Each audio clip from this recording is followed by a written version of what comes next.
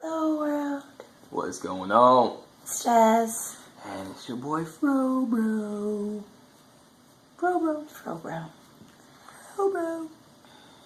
Anywho, we just want to come up here because we just had a conversation that we kind of wanted to share with you all about what I think I need, what he needs, and how do we come together to figure out what's going to actually happen. If I want something a certain way and he wants something a certain way, but we can only do it one way. I win because I'm the man. Who wins? How do we discover? How do we figure out what we actually do with that time and energy? So it's circling around when you have limited energy and you have a limited amount of time. When you're giving your obligations to so many other things, even if you already knew, it wasn't unexpected things, your calendar's booked, everything's in order, your month is organized to say, we know this is going to be a full month. Even at the end of the day, when our day's end at 9:47, we're finally sitting down. How do we converse and compromise to say, well, I want conversation. Look, I got an hour left in this day. I'm going to play a video game. We can talk tomorrow. We talking to sleep. I don't know. You better figure out a way to do some telekinesis through dreams or something. Lady. And that's how, what do you do in those situations? But that's a real situation. I'm not going to. Look. That's how things video happen. Game's on right now. He's waiting to play. So, but we have obligations. So how do we figure that out? What do you do? How do you effectively communicate without being irate at one another? Yeah. And then being comfortable with the compromise. Yeah. I think compromise is not easy. I mean, not at all. Not at all. But I mean, I think at 5 years in the game, we just kind of get it a little more than we used to. And some days I come home and I'm ready to talk. Like, I mentally prepare myself at work. I'm like, all right, go home. I'm not touching the game. I'm not even going to look at the game. I'm going to come home. I'm going to go straight to the kitchen. Hey, baby, how you doing? Oh, girl, you look so good today. And what's going on? Tell me about your day. And I'm just so happy when he does that. But that takes a lot of, prep work for me because that's just not what I want to do. I mean, that's great. And it's not that I don't want to hear about her day. It's not that I don't want to go and see what she's cooking in the kitchen or help her out. That's not what I'm saying at all. I'm just saying if I've been working and then I come home and I got to serve or I got to do something else, I got other obligations like she said, and by the time I get home it's 9 o'clock, the last thing I want to do is come in and ask about the day. I'm tired. I'm ready to just come in, finally rest for a second, and rest for me is not having a conversation. No. And rest for Josh is playing the video games. He loves video games. That's his relaxation time. When we first got married, I was that good Southern wife, and when, at 4:37, I tried to make sure everything was okay.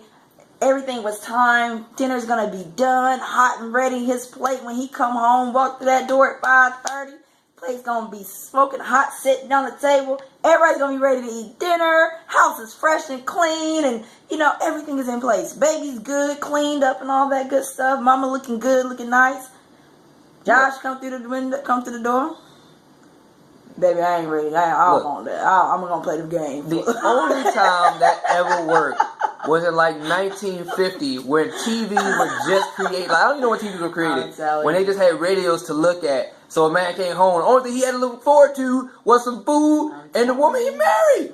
Now you got all these distractions. You got video games, you got social media, you got whatever, all this technology. Ain't nobody want to eat right away. Yeah. So that hurt my little feelings. But it was okay, though, because it taught me how he communicates, what he needs. So he needs, when he comes through the door, to relax. So every day he can't come into the kitchen and say, Mama, how's your day? And I can't say, Daddy, let's come, can we come in here and talk? Let's have a conversation. Or I read this good piece of a book today. Or I heard a great podcast today. I can't immediately have those conversations with him because it doesn't set the tone for the rest of the night. Yeah. So whenever I do want to sit down and do some stuff, I can't have it once he come home and later in the evening come and sit down where he never gets what he needs. So. Not all the time. And I can't always come home and play video games. And exactly. And that's just the real. I have to remember that I have obligations. I may have other obligations, but just because we booked up our whole month and we knew that in advance doesn't mean that my other obligation, my wife, my obligation there, my child, my obligation there. That doesn't mean that they get worked out of the picture. Yeah. They don't fade away. I still have that obligation. Right. So Right. That's just a part of life. You know, you gotta roll with that. You gotta be able to own up to that and say, you know what?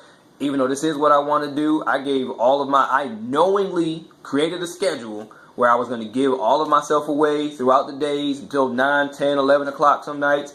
That doesn't mean I don't give anything to you. So exactly, yeah. And the way we just come up with who gets what is, again, that compromise, that communication. First, Josh mentioned a critical point about mental preparation. I know I cannot have an expectation in my heart for a certain thing. You know what I'm saying? So I have to mentally prepare to say I cannot come in the house whenever he comes home. I cannot ask for these things.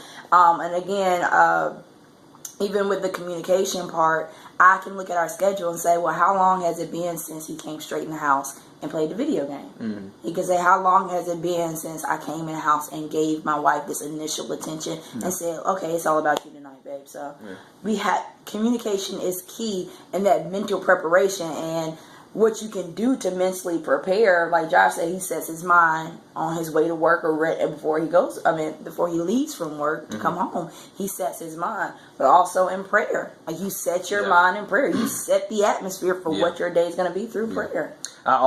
One prayer I've been praying since as long as I can remember, since we've been married, is Lord, help me to be a better father, help me to be a better husband, help me to be a better Christian. And I'm sincerely mean that in all those things. And I've learned over time that being a better husband is a lot about sacrificing, and a lot about honestly spending time in prayer to figure out how you need to be covering your wife, what you need to be praying for. Lord, reveal some things that she needs, or reveal some things that some warnings of things that she doesn't need to do, some things I need to help her be mindful of, whatever the case may be. Vice versa. Prayer, communication, mental preparation, sacrifice. Communication, being willing to compromise and sacrifice. I can't have everything I want all the time. He can't have everything he wants all the time. But that comes with the maturity of a relationship. I'm not going to get mad at him whenever I don't get what I want, so he can play, because he wants to play the video game. But I want what I want. So communication, understanding of compromise, and just doing it, just being pliable. Afro. That is key. You have to have a good afro. And if you don't, go to the store, get you one of these, get some gel or some grease, and,